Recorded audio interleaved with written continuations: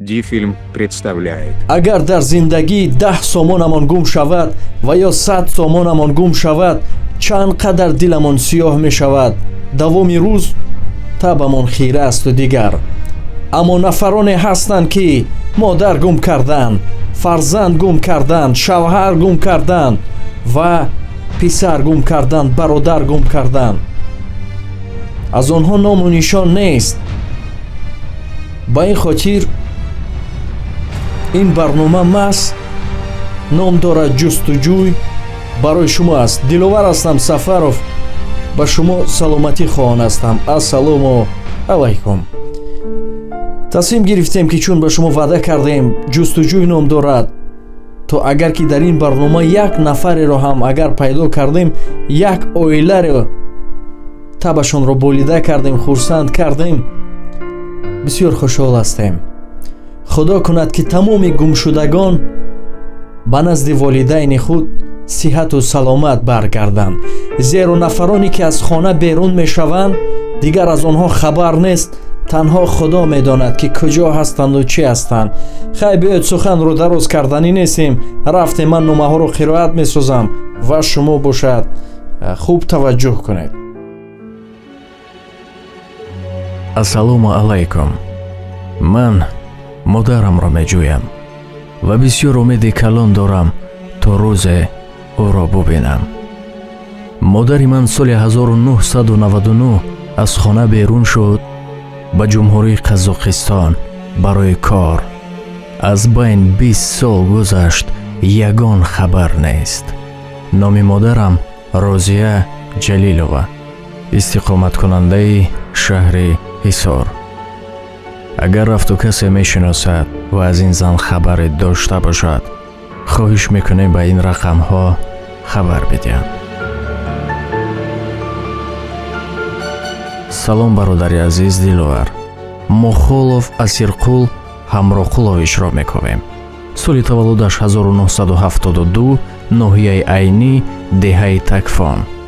соли 1997 аз Тоҷикистон баромад, дигар барнагашт.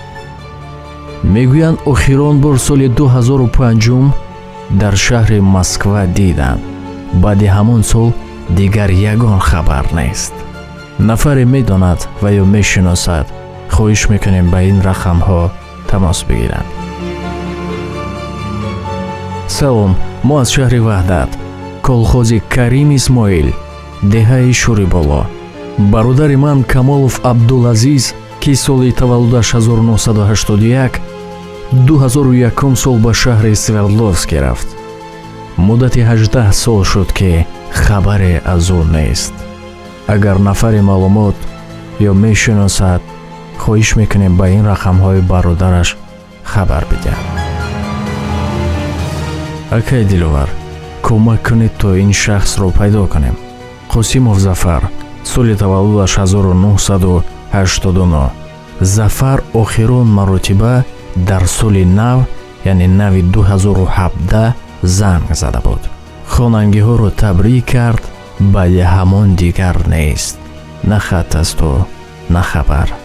кӯмак кунед то пайдо кунем. падару модараш дар ҳолати начандон хуб қарор доранд. аз фикру хаёли фарзандашон бемор шуданд.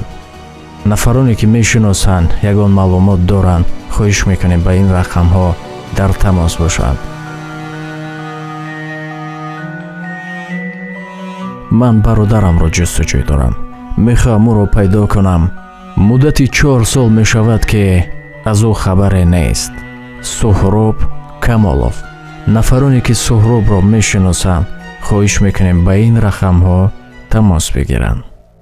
номаи дигарро варақ задам. салом бачаам, умедҷон, туро хело пазбон шудем ва маҷбур шудем ки ба ин барнома муроҷиат кунем. модар фарзандашро меҷӯяд. ном дорад Умедҷон Самиев.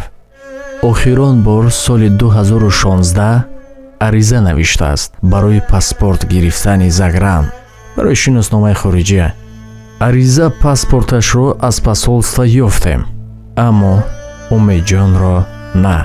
хоҳиш мекунем ба ин рақамҳо тамос бигиранд. салом бародари азиз, ман бачаи амакиамро мекобам, писар амакамро. ҳангоми мактабхониам буд, хато накунам, солҳои 91 92. амакам аз ноҳияи қумсангири пешин оила барпо карданд ва дар ноҳияи фархор колхози Карл Маркс участкаи 25-солагии Октября зиндагонӣ мекарданд. аз онҳо писаре ба дунё омад. соли 1993 Насимҷон ба ӯ ном гузоштанд. баъди таваллуди фарзандаш, ки солҳои ҷанги бародаркушии ватанамон буд, падараш аз олам гузашт. баъди чанд вақт модараш писарашро гирифту рафт. аз ҳамон вақт хабарашро надорем. мехоҳем ки пайдо бикунем. нишонае аз амакам ҳаст ва ҳадияи ногаҳонӣ барои падарам. ҳамин қадарашро ёдамон ҳаст. номаш Насимҷон Атавуллоев. хонаи бобояш дар ноҳияи Қумсангир буд. ман як бародарамро мекобам. қариб 6 сол шуд. номаш Ёдгоров Музаффар Ғайбуллоевич. соли таваллудаш 1986. то имрӯз ягон хабар нест. шаҳри Исфара охирон бор ӯро 23 феврали 2013 дар шаҳри Санкт-Петербург диданд. дигар ягон хабаре нест. инҳо буданд чанд номае ки ман қироат кардам, аммо гуфтанӣ ҳастам ки рафту номаи касеро нахондем.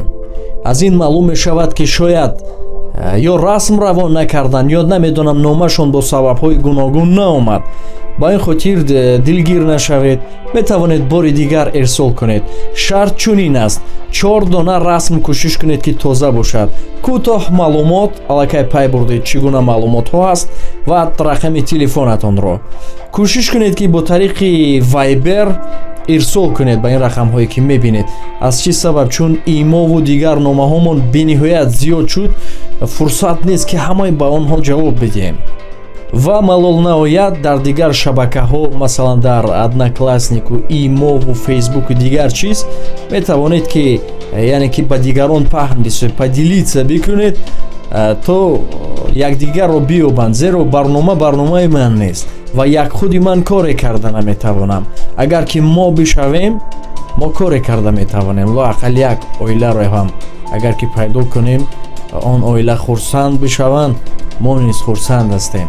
шуморо дӯст медорам. он муҳаббате ки шумо нисбати мо доред, он эҳтироме ки шумо доред, мо низ ба шумо дорем. худоҳофиз.